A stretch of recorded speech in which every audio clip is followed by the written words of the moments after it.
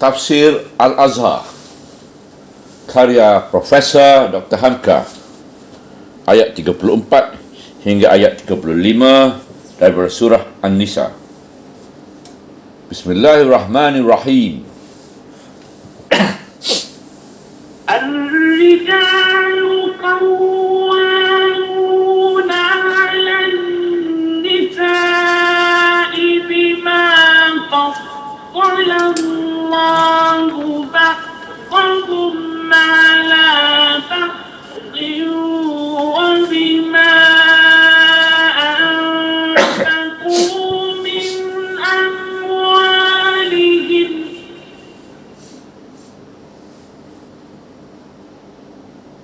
فالصالحات قانتات حافظات للغيب بما حفظ الله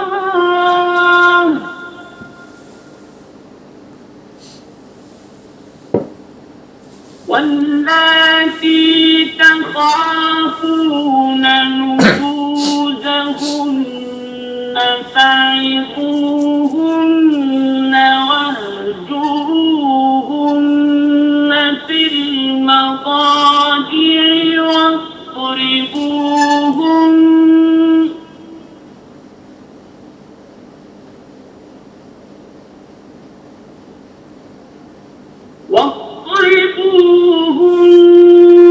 فإن أطعنكم فلا تبغوا عليهن سبيلا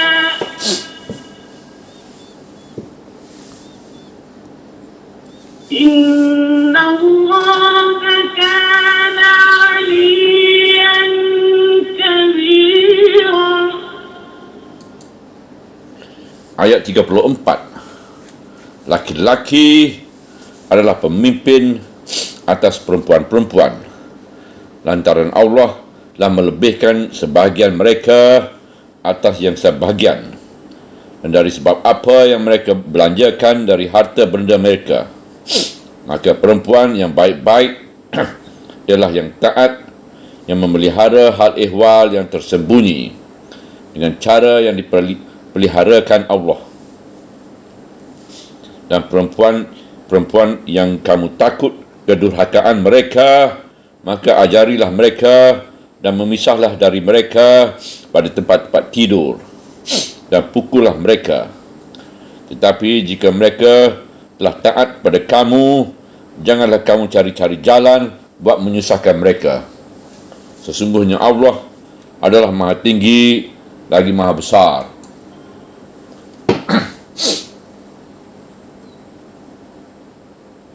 وإن خفتم شقاق بينهما فبعثوا حكما من أجله وحكما من أجلها إن يريدا إصلاحا يوفق الله بينهما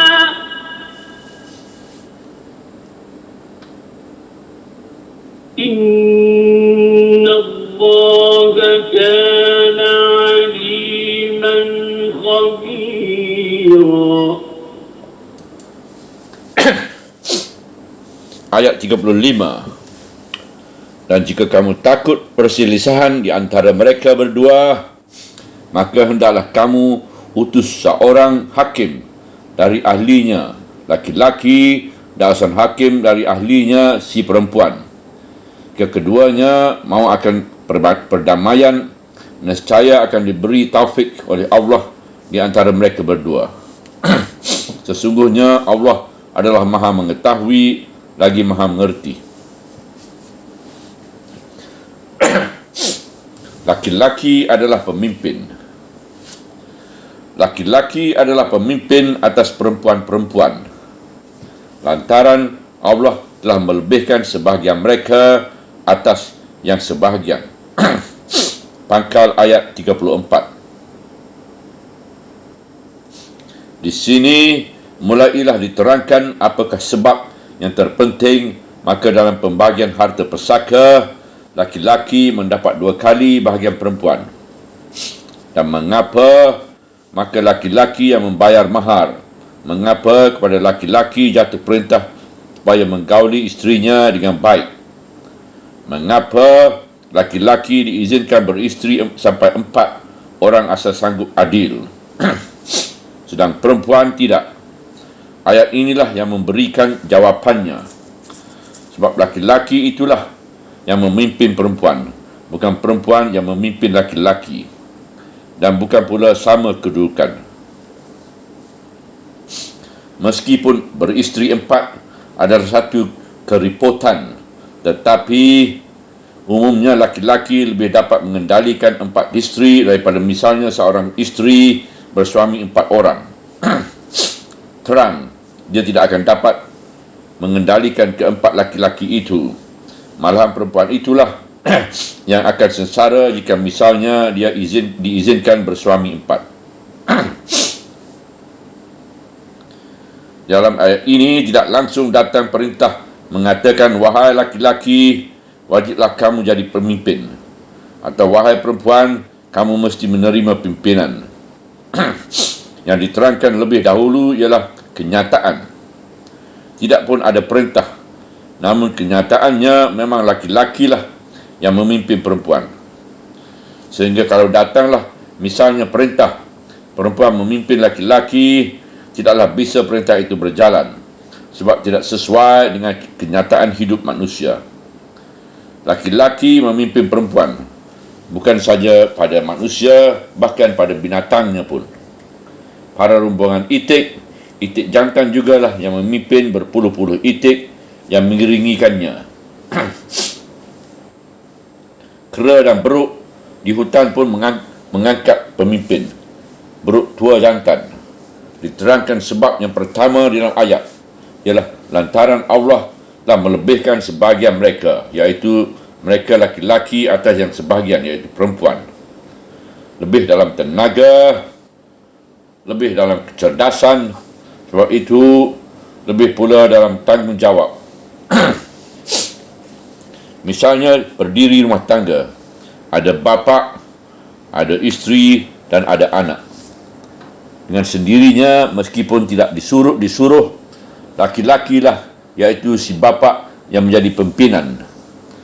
Seibarat batang tubuh manusia, ada kepala, ada tangan, dan kaki, ada perut. Semuanya penting, tetapi yang kepala tetap kepala. Meskipun kepala tidak dapat tegak ke atas kalau kaki lumpuh atau tangan patah, tidaklah tangan mengomel mengatakan dia jadi tangan dan kaki mengapa terletak di bawah. Atau ibarat kapal berlayar mempunyai nakoda, iaitu kapten kapal, dan juru batu, iaitu masinis. Kedudukan masinis sangat penting. Kalau dia tak ada, kapal tidak dapat berlayar. Tetapi masinis tak mengetahui bahawa kepala tertinggi adalah nakoda. Maka dalam ayat ini diterangkanlah kenyataan itu. Mau tidak mau, laki-lakilah pemimpin perempuan. Mungkin sekali-kali kedapatan laki-laki tolol dan perempuan cerdik, sehingga terbalik, perempuan yang memimpin. Yang jarang terjadi adalah seumpama tidak ada. Tidak ada dalam dunia orang yang menjadikan hal yang jarang terjadi menjadi pokok dan dalil hukum. Sebab yang kedua disebutkan lagi. Dan dari sebab apa yang mereka belanjakan dari harta benda mereka. Artinya, perwilahan atas harta benda pun adalah tanggungjawab laki-laki. Dalam bersuami isteri, dimisalkan harta benda mereka berdua yang punya, yang dinamai oleh adat orang Minangkabau, haroto suarang.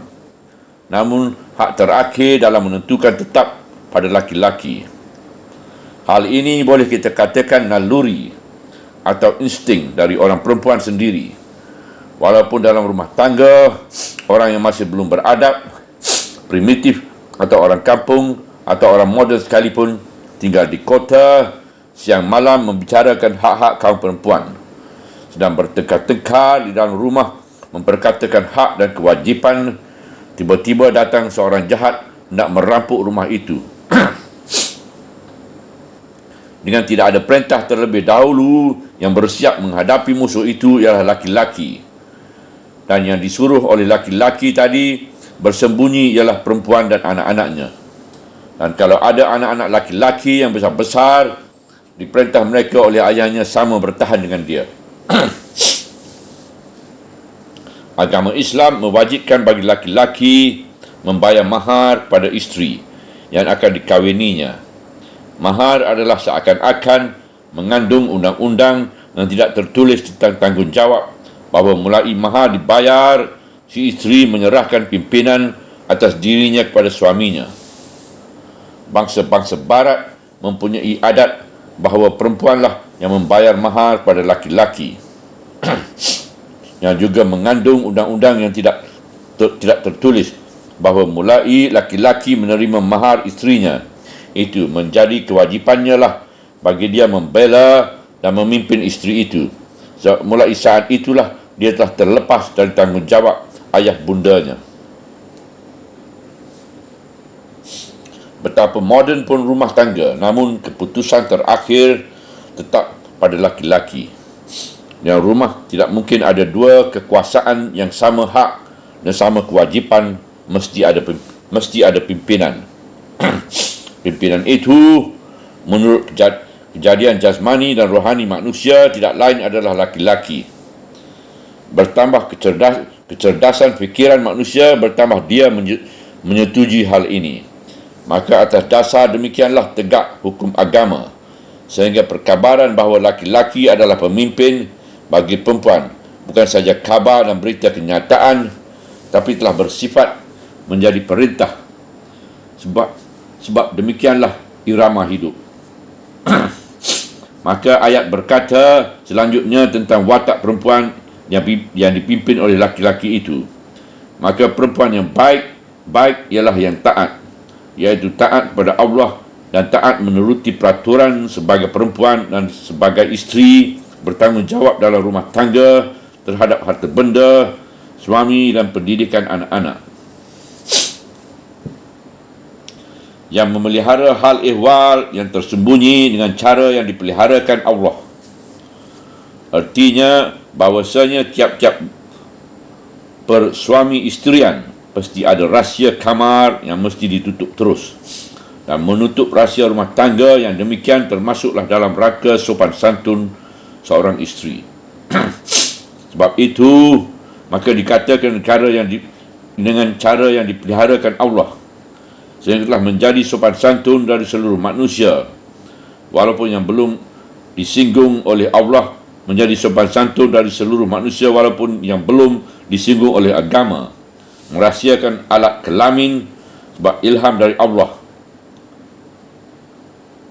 Demikian pula hendaknya perempuan memelihara rahsia itu. Entah apa sendau gura dengan suami, jangan orang lain diberitahu. Oleh ulama-ulama diperluaskan lagi, bukan saja menyimpan rahsia hubungan suami isteri dalam bilik peraduan, bahkan juga kekayaan dan kesanggupan suami dalam memberikan nafkah harta hidup, harta benda, hendaklah dirahsiakan juga. Jangan dikeluhkan kepada orang lain jika terdapat kekurangan. Maka terhadap perempuan atau isteri yang taat, demikian itu berjalanlah pimpinan si laki-laki dengan lancar dan berbahagialah pergaulan mereka. Tetapi di samping yang baik tentu ada juga yang buruk, iaitu isteri yang membuat pusing suami. Nusus. Berkatalah lanjutan ayat tentang perempuan kalau terjadi sebaliknya. Dan perempuan yang kamu takut kedurhakaan mereka, yang terkenal dalam bahasa aslinya dengan nusus, tidak patuh dan tidak taat baik kepada Allah ataupun suami sebagai pimpinan mereka, maka terhadap isteri yang begini tempuhlah 3 cara. Maka ajarilah mereka, beri mereka petunjuk dan pengajaran, ajarilah mereka dengan baik, sedarkan mereka akan kesalahannya. Suami yang baik akan dapat menentukan dan memilih kata-kata dan sikap yang layak untuk mengajari isteri. Kadang-kadang ada isteri yang tinggi hati, sombong, kerana hidupnya biasa senang dengan orang tuanya, lalu dipandang enteng suaminya. Diberi hadiah sebuah barang misalnya, dipandang enteng saja hadiah itu, dan dikatakannya bahawa pemberian ayah ibunya dahulu lebih mahal dari itu. Sampai pernah dia berkata, "Aku tidak biasa memakai kain sekasar ini." Maka suami hendaklah mengajarinya dan menyedarkannya bahawasanya setelah bersuami, halus ataupun kasar, terimalah dengan baik.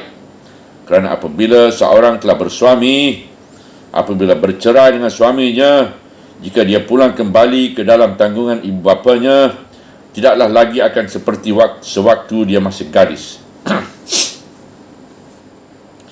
Dan beberapa misal yang lain yang si suami untuk memberi pengajaran itu tidak boleh bosan, tetapi jangan nyinyir, kerana mendirikan dan menegakkan ketenteraman sebuah rumah tangga kadang-kadang meminta waktu berpuluh-puluh tahun. Si suami hendaklah menunjukkan pimpinan yang tegas dan bijaksana. Tetapi ada lagi cara yang kedua, yang bagi setengah perempuan lebih pahit dari diajari dengan mulut, dan memisahkan dari mereka pada tempat-tempat tidur. Ada zaman-zamannya bagi seseorang perempuan adalah satu hukuman yang menghiburkan hati kalau si suami menunjukkan marah dengan memisah tidur. Memang kalau pergaulan telah berpuluh tahun, hukuman pisah tempat tidur tidak demikian besar artinya, sebab sudah biasa juga suami isteri yang telah banyak anak dan bercucu, sebab telah tua-tua berpisah tempat tidur.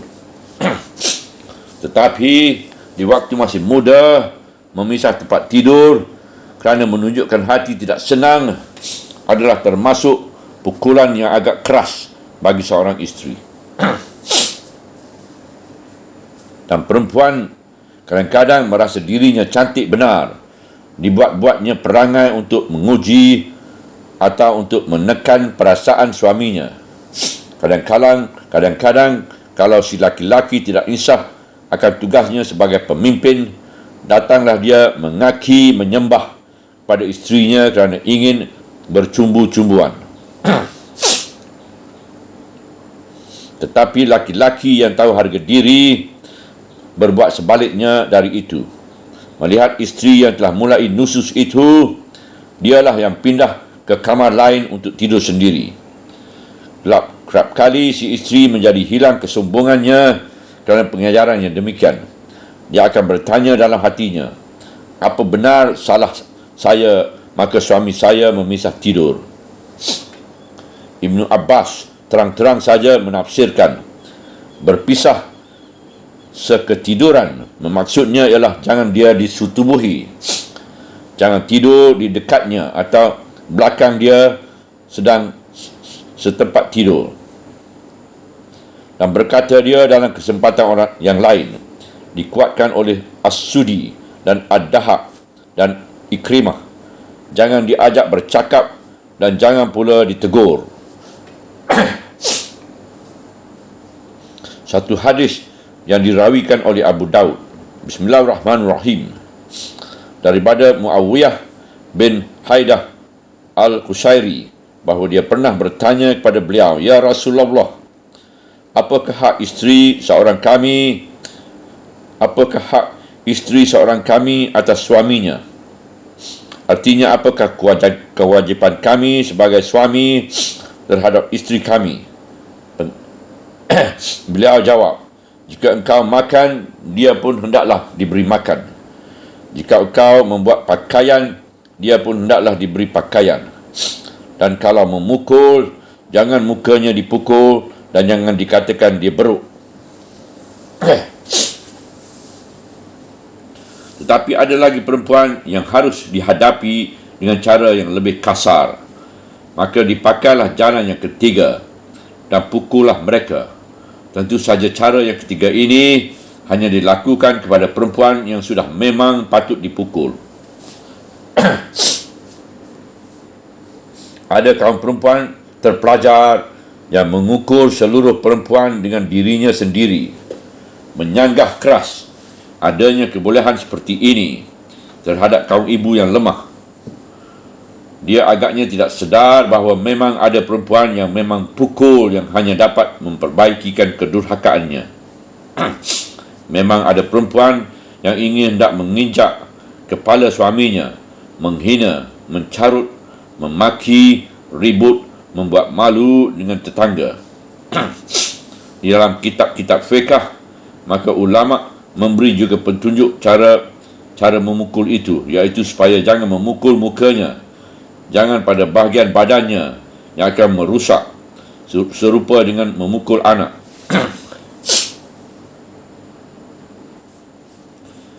Sebagai juga keizinan yang diberikan Tuhan kepada seseorang suami beristeri 4 dengan syarat adil, dan di ujung ayat dianjurkan lebih baik isteri 1 saja supaya aman dan tanggungjawab yang berat.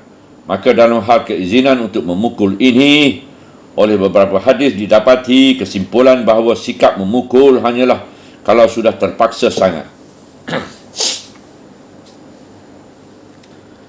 Sebagai juga keizinan yang diberikan Tuhan kepada seorang suami beristeri 4 dengan syarat adil, dan di ujung ayat dianjurkan lebih baik isteri 1 saja supaya aman dari tanggungjawab yang berat. Maka dalam hal keizinan untuk memukul ini, oleh beberapa hadis didapati kesimpulan bahawa sikap memukul hanyalah kalau sudah terpaksa sangat.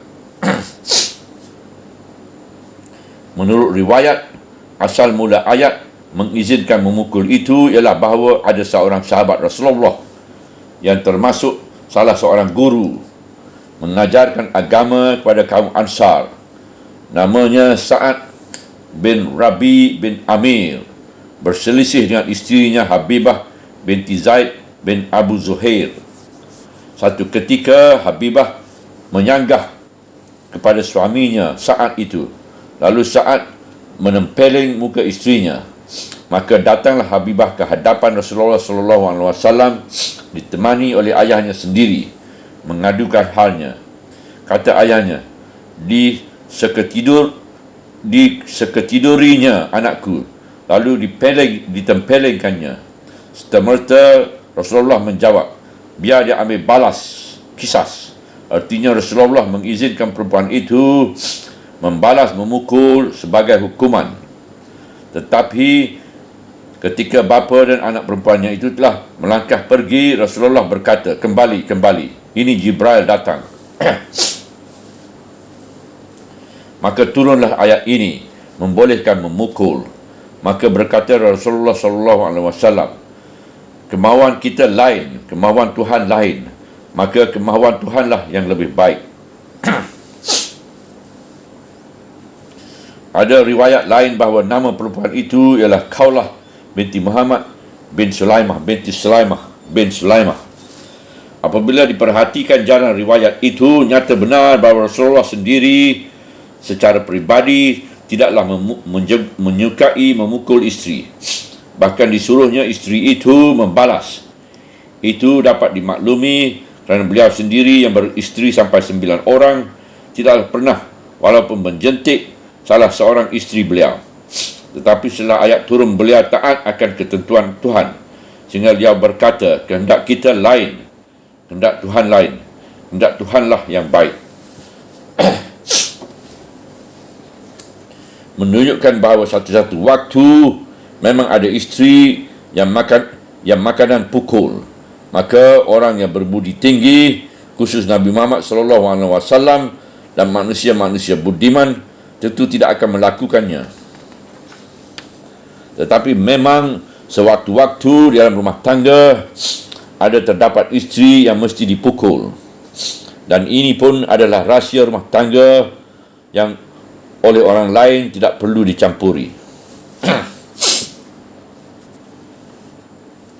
Tepat sekali sebuah hadis yang dirawikan oleh Bukhari dan Muslim dari riwayat Abdullah bin Zam'ah Rasulullah SAW bersabda, Bismillahirrahmanirrahim.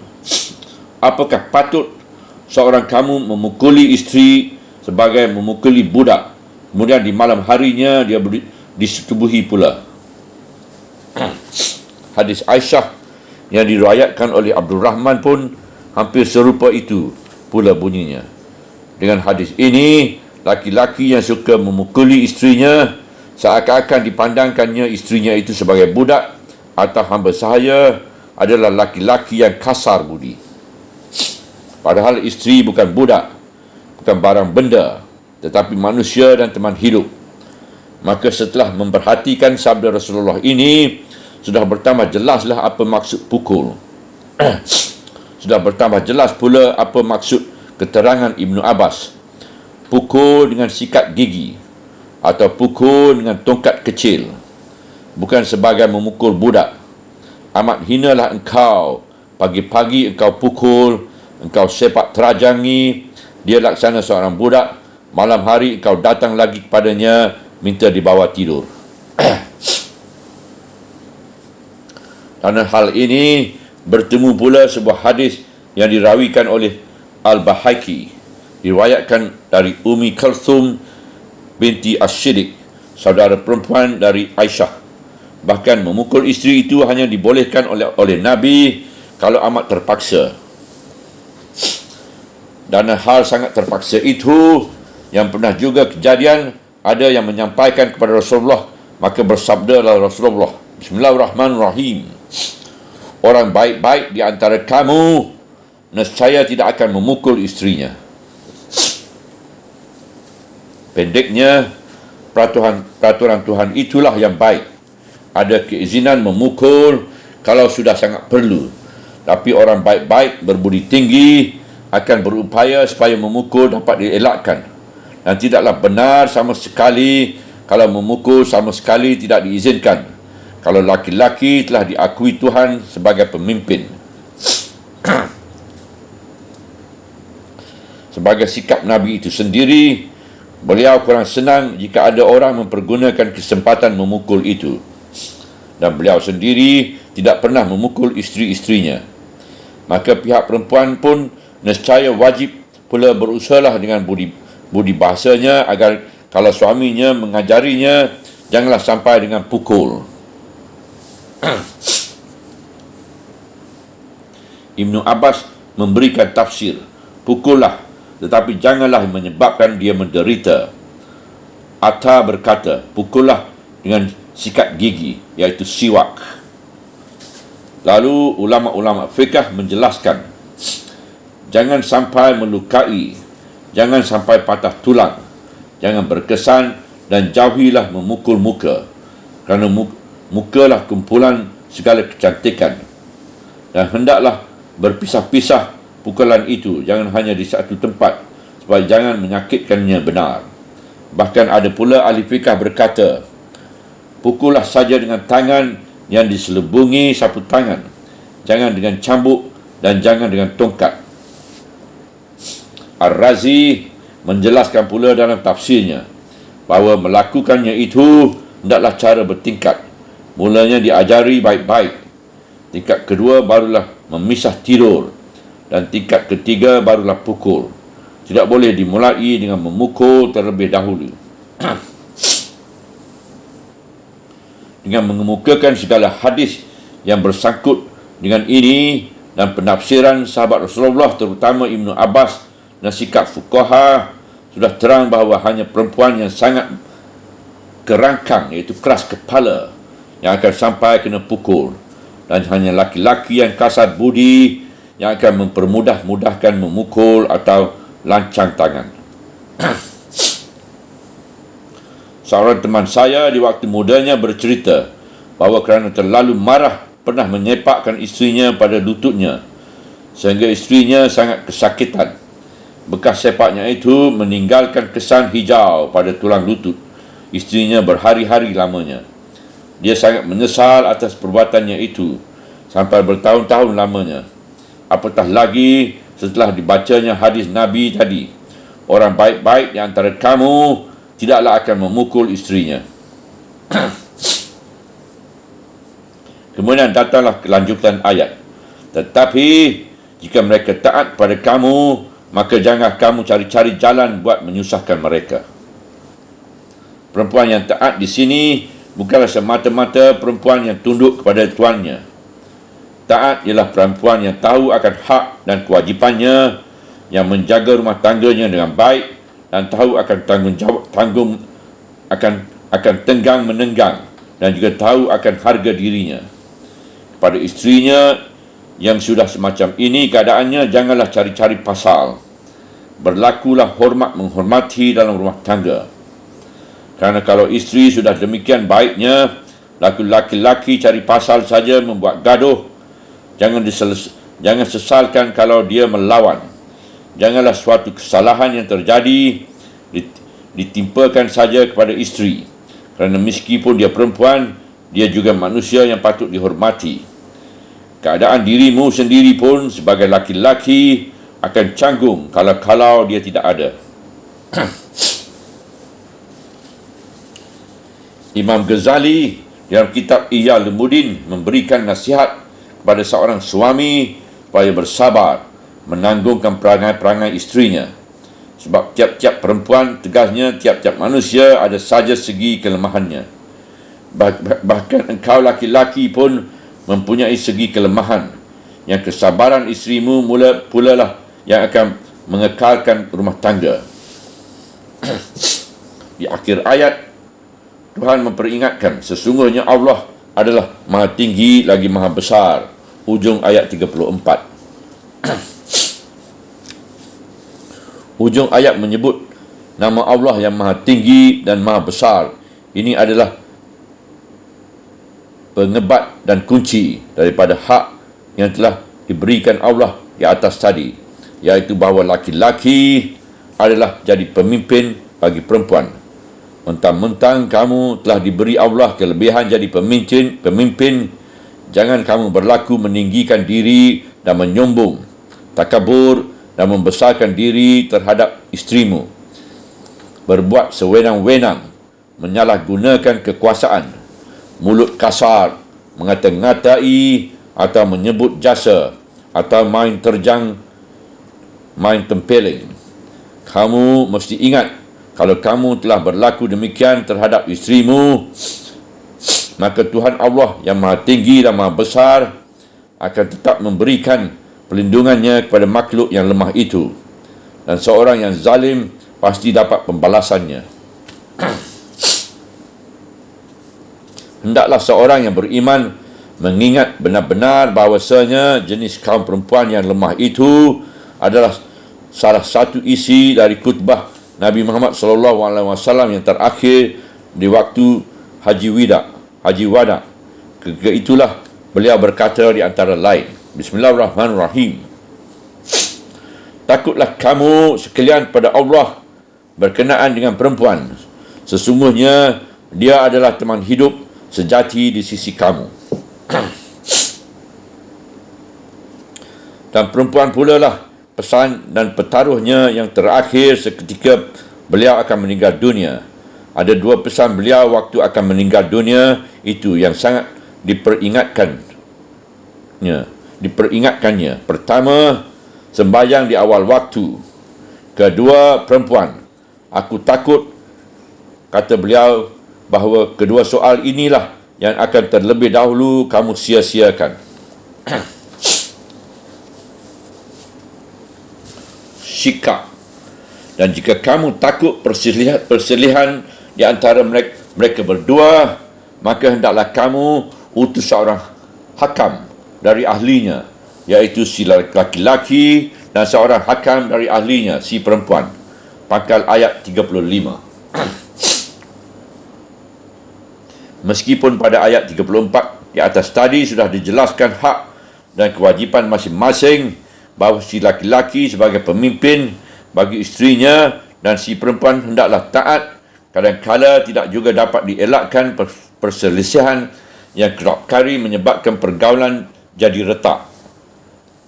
Sebab yang menimbulkan perselisihan mestilah salah satu dari dua, atau sekali kedua-duanya, atau si suami zalim dalam melakukan pimpinan, atau si perempuan derhaka dari pimpinan, iaitu nusus, atau kerana si laki-laki bertambah zalim, maka si perempuan bertambah nusus, dan si perempuan bertambah nusus, maka si laki-laki pun bertambah zalim. Kalau ditanya satu demi satu, satu pihak menyalahkan yang lain. Si suami mengatakan isterinya sangat nusus, sebab itu dia berhak menghukum, bahkan tidak wajib nafkah. Si isteri mengadu mengatakan bahawa suaminya tidak mempedulikan dia lagi, tidak ada nafkah lahir dan batin. Jadi si suami zalim. Keduanya telah mempertahankan pendirian masing-masing. Tidak ada perdamaian lagi, sehingga sikah telah tumbuh. Arti asal dari sikah ialah retak, menghadang, pecah. Padahal belum cerai.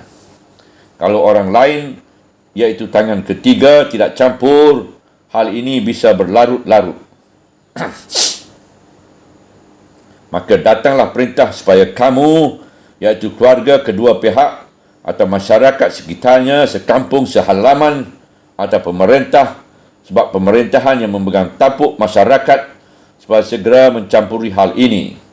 Datanglah perintah Allah, maka utuslah seorang hakam dari ahli si laki-laki dan seorang hakam dari ahli si perempuan. Hakam yang pokok artinya sama dengan hakim. Hakam ialah penyelidik duduk perkara yang sebenar, penyelidik duduk perkara yang sebenarnya, supaya mereka dapat mengambil kesimpulan. Kedua hakam itu diutus oleh kedua masyarakat kaum muslimin atas keluarga terdekat kedua belah pihak atau keluarga terdekat kedua belah pihak. Hakam si laki-laki menyelidiki pendirian si laki-laki dengan seksama. Hakam si perempuan menyelidiki pendirian si perempuan dengan seksama pula. Setelah lengkap diketahui, mereka bertemu kembali. Lalu soal itu dikaji dengan kepala dingin. Jika keduanya mahu akan perdamaian, nescaya akan diberi talak oleh Allah di antara mereka keduanya. Perdamaian atau islah ialah hendaknya yang menjadi kedua hakam. Asal kedua-dua benar-benar mahu islah, nescaya Allah akan memberi taufik, iaitu akan dapat persetujuan faham di antara mereka berdua. Apakah yang islah di antara kedua suami isteri yang berselisih ini? Adakah islah itu dengan mendamaikan mereka kembali sehingga segala perselisihan hilang dan mereka hidup rukun? Kerana apa yang disukai atau apa yang jadi keberatan kedua pihak sudah sama-sama diketahui? Atau apakah akan lebih timbul perdamaian surut semula sebagai Muslim sesama Muslim dengan bercerai saja? Kerana kalau diteruskan akan lebih besar bahayanya, kerana memang tidak ada kecocokan lagi. Kalau benar-benar kedua hakam ini mendapat kesimpulan bahawa islah hanya didapat dengan bercerai, itu pun mesti mereka katakan dengan terus terang.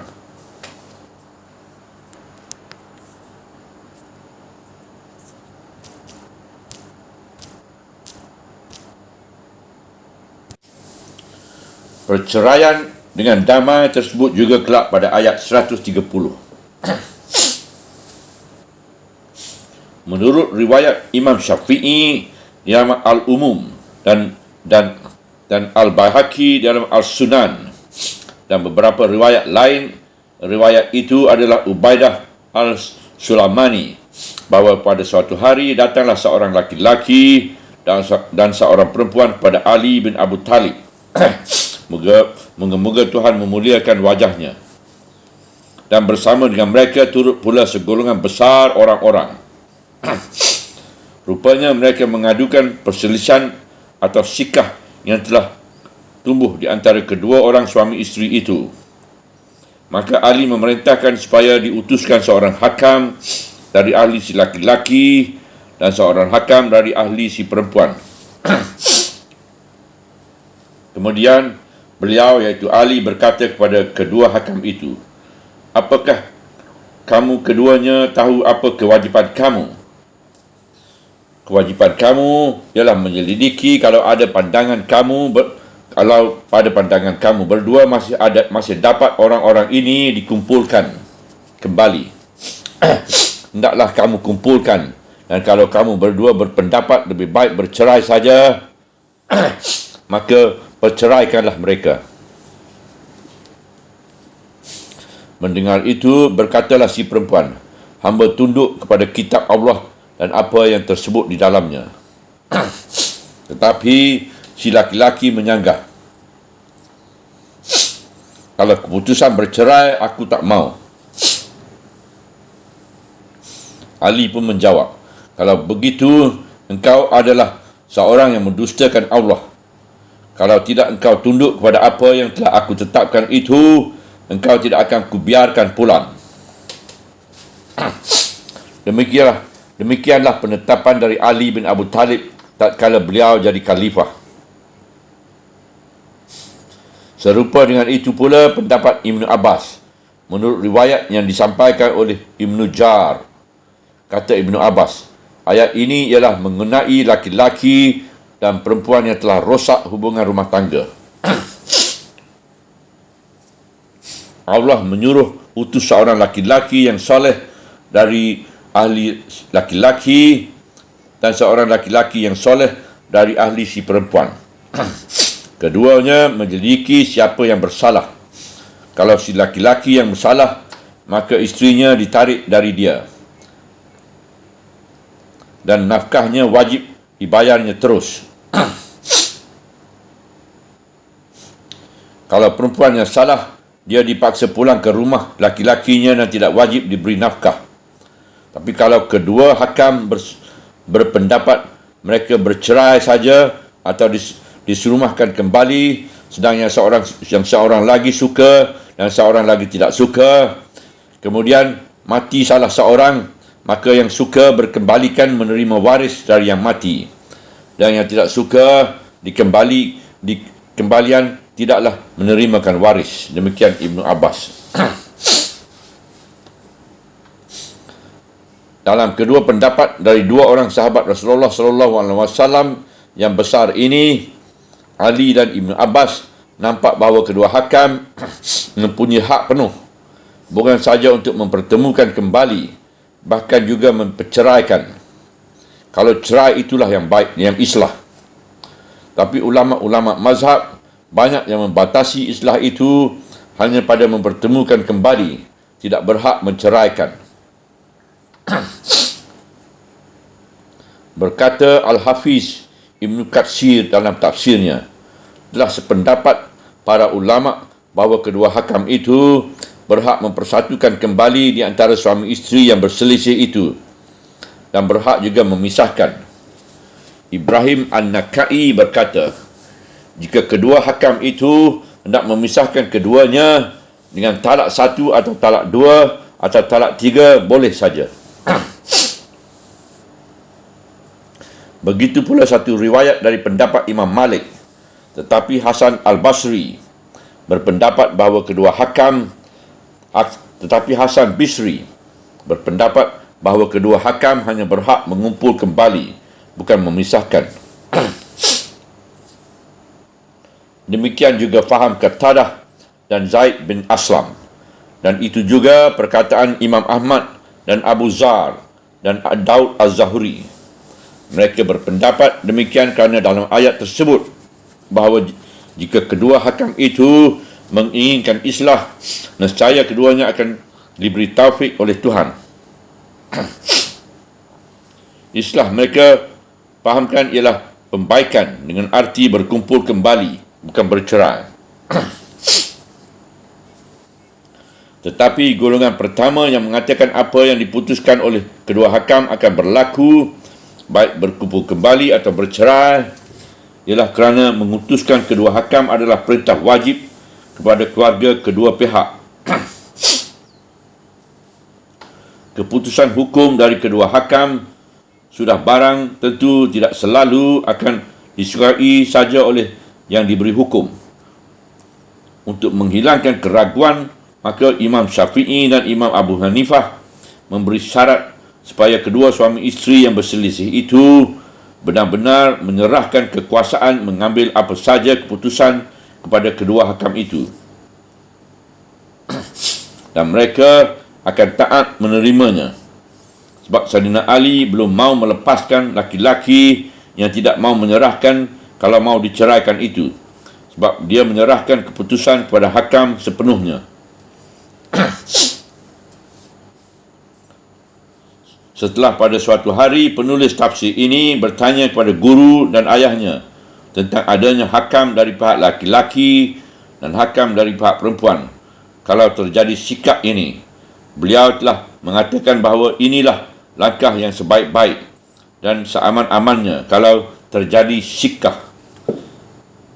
Kata beliau bahawa di dalam kitab-kitab fiqh telah banyak diperbincangkan tentang fasak nikah dan hak hakim buat menfarak, iaitu memisahkan di antara kedua suami isteri. Tetapi ahli-ahli fiqh pun banyak sekali menyebut syarat-syarat yang harus dipenuhi. Beliau menyebut pengalamannya tentang fasak nikah Sikani yang pada tahun 20-an menjadi perbincangan agak hebat di alam Minangkabau. Beliau telah berani menfasakkan nikah Sikani dengan suaminya kerana suaminya itu ternyata tidak sanggup memberikan nafkah kepada Sikani dengan secukupnya. Pada suatu hari, seorang perempuan bernama Sikani datang mengadukan nisabnya kepada beliau. Sebagai seorang ulama besar, 4 orang mengadu dan meminta hukum. Bahawasanya sudah sekian lama dia kahwin dengan suaminya, ternyata bahawa suaminya tidak sanggup memberinya nafkah dengan sepatutnya, sehingga kehidupannya sangat melarat. Dan perempuan itu berkata pula bahawa jika pergaulan suami isteri mereka teruskan juga, kemelaratanlah yang akan menimpa mereka kedua belah pihak untuk selama hidup. Lalu ayahku bertanya, apakah engkau benci atau suka kepada suamimu itu? Sikani menjawab, aku tetap suka kepadanya. Kemudian diadakan penyelidikan tentang kehidupan si suami. Memang ada alasan buat menetapkan bahawa si suami memang tidak sanggup meneruskan pergaulan ini, walaupun keduanya suka sama suka. Lalu beliau mengambil keputusan sesudah mengadakan beberapa penyelidikan bahawa nikah Sikani difasakkan. Artinya mereka dipisahkan, diceraikan dengan keputusan beliau sendiri. Wibawa beliau dalam agama di Minangkabau pada waktu itu menyebabkan tidak ada bantahan yang tegas dari ulama-ulama yang lain. Pihak laki-laki akhirnya mengadu kepada advisor Von Inland Zaken di Betawi. Ketika itu, kepala kantor Inland Zaken ialah Dr. Hazen, seorang orientalis Belanda yang terkenal. Maka terjadilah surat menyurat di antara ayahku dengan Dr. Hazen, dan akhirnya Dr. Hazen tidak dapat membantah keputusan itu. Walaupun Dr. Hazen telah meminta nasihat pula kepada ulama-ulama lain di Jawa pada waktu itu. Ayahku, Dr. Syekh Abdul Karim Amrullah, telah mengambil dasar keputusan ini daripada hadis Rasulullah SAW. Bismillahirrahmanirrahim. Jangan ada yang memberi mudarat dan jangan ada kemudaratan. Kemudian ayahku memberi ingat kepada kami murid-muridnya. Di antaranya ialah pamanku, Syekh Yusuf Amrullah, yang menjadi kadi dalam negeri kami, Sungai Batang, 50 tahun lamanya, bahawa jalan fasak yang telah beliau tempuh itu bukanlah jalan yang mudah. Banyak belak-belitnya. Misalnya, kata beliau, kalau sekiranya mulai ditanya, sukalah engkau kepada suami itu atau tidak, lalu dia menjawab dia benci atau dia tidak suka kepada suaminya itu, sukar untuk difasahkan. Kerana perempuan itu bisa dihukum nusus, durhaka. Sebab orang yang benci kepada suaminya dengan tidak ada alasan, tidaklah wajib suaminya itu memberinya nafkah, baik nafkah lahir ataupun nafkah batin. Sehingga perempuan itu bisa tinggal tergantung tidak bertali. Tetapi kalau dia menjawab bahawa dia tetap suka kepada suaminya, itu cuma dia tidak sanggup membayar nafkah, barulah ada jalan buat fasa. Tapi hendaklah diselidiki benar-benar lebih dahulu berapa patutnya nafkah perempuan itu dan berapa pula kesanggupan si laki-laki. Kalau ternyata sesudah diselidiki memang si laki-laki tidak sanggup memberikan yang patut, barulah hakim boleh memutuskan fasa kerana pergaulan tidak dapat diteruskan. Kemudian ayahku berkata bahawasanya jalan yang sebaik-baiknya ditempuh ialah memutuskan dan mengutuskan hakam dari keluarga si laki-laki dan keluarga si perempuan ini. Hendaklah kedua belah pihak menyerahkan keputusan perkara itu kepada kedua hakam itu. Beliau nampaknya menganut pendapat segolongan yang mengatakan bahawa keputusan hakam terus berlaku walaupun mengumpul kedua suami isteri itu kembali ataupun menceraikan. Dahulu, hakim-hakim agama belum berani mengambil tindakan ini. Mereka masih saja berpegang kepada pendapat fiqh ulama-ulama mutakhirin Syafi'iyah yang mengatakan bahawa perempuan yang nusus tidak wajib diberi nafkah. Maka banyaklah perempuan yang hidup terkatung-katung, bersuami tetapi tidak pernah bergaul dan tidak pernah diberi nafkah, tetapi tidak pula diceraikan. Apabila dia mengadu kepada hakim agama, dialah yang disalahkan kerana dia nusus, tidak taat kepada suami. Akhirnya berkali-kali kejadian seorang perempuan masuk ke dalam masjid seketika orang akan Jumaat atau sehabis Jumaat mengatakan bahawa mulai hari ini dia tidak lagi bertuhan kepada Allah dan bernabi kepada Nabi Muhammad. Dia telah murtad dari Islam kerana ada orang yang mengajarkan kepadanya bahawa apabila seorang perempuan telah murtad, dengan sendirinya putuslah nikahnya dengan suaminya. Inilah suatu kekacauan fikiran yang tumbuh oleh kerana hakim-hakim agama berfaham terlalu sempit, hanya taklid kepada pendapat ahli-ahli fiqh dan tidak ada kesanggupan memikirkan intisari ajaran agama dan tidak mengerti maksud hadis Nabi yang kita salinkan tadi, bahawa maksud segala hukum agama bukanlah memberi mudarat dan kemudaratan. Alhamdulillah, sekarang berfikir tentang agama kian lama kian maju, sehingga hukum zalim dituduh nusus pada perempuan sudah jarang diterdengar, dan fasad yang berbelit sudah tidak banyak terdengar lagi. Demikian juga seorang perempuan yang terpaksa murtad kerana ingin membebaskan diri dari kezaliman seseorang laki-laki yang dibantu oleh kejahilan hakim agama, sekarang mengutus hakam kerana sikap itu telah menjadi hal biasa.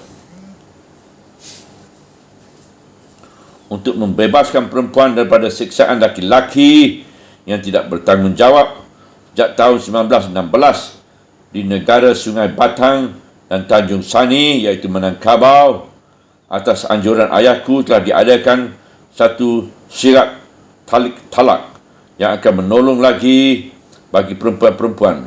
Bunyi syirat talik itu amat ringkas dan jelas. Jika isteriku bernama si Anu tidak suka lagi bersuami saya, hendaklah dia datang kepada kadi dalam negeri-negeri atau jorong Anu atau wakilnya menyatakan dia tidak suka.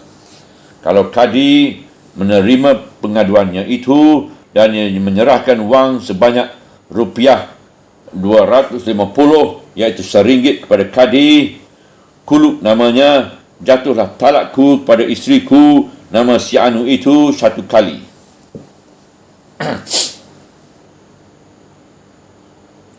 Dengan taklid semacam ini, terbukalah pintu luas bagi si isteri.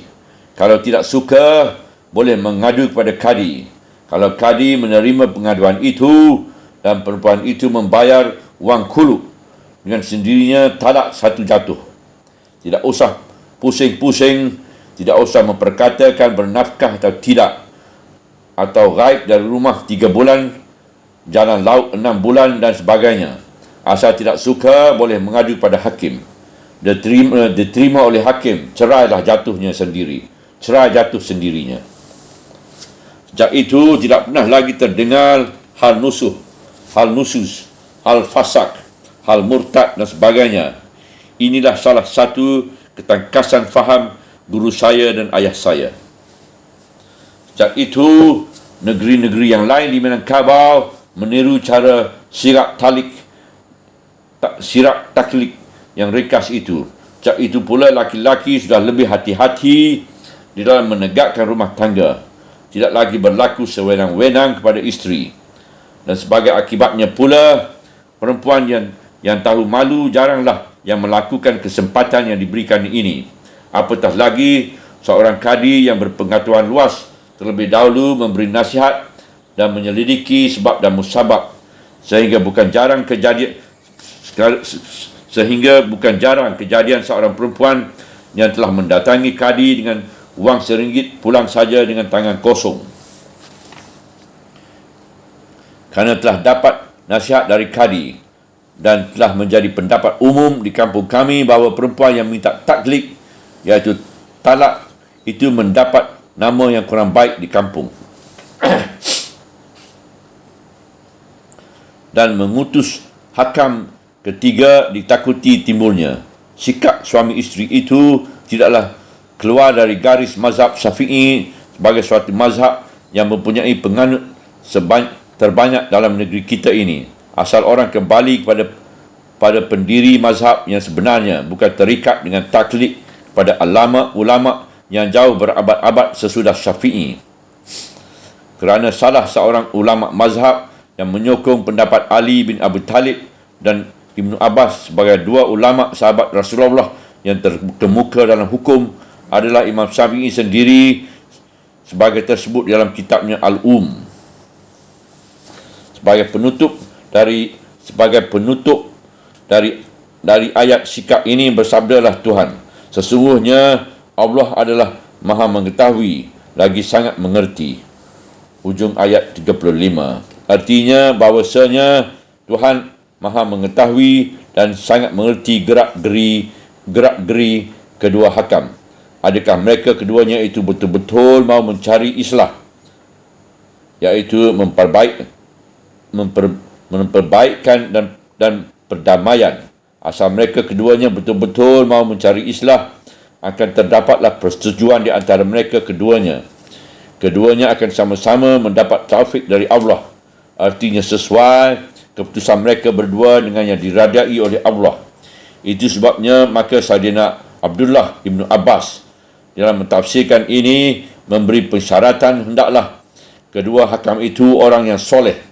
Sebab orang yang soleh itu nescaya jujur dalam mencari kebenaran.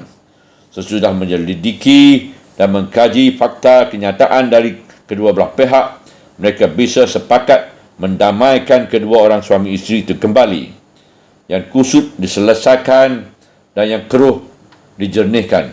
Dan jika ternyata bahawa penyeselaian hanya akan dapat dengan perceraian, mereka akan bersesuaian faham menceraikannya. Oleh sebab Tuhan Maha mengetahui dan Maha mengerti, hendaklah kedua hakam itu berhati-hati benar menjalankan tugas dan jangan mengkhianati kepercayaan yang ditimpakan orang kepada mereka. Subhanallah, walhamdulillah, wala ilaha illallah, wallahu akbar, wala hawla wala quwata illa billahil aliyyil azim, wala hawla wala quwata illa billahil aliyyil azim, wala hawla wala quwata illa billahil aliyyil azim.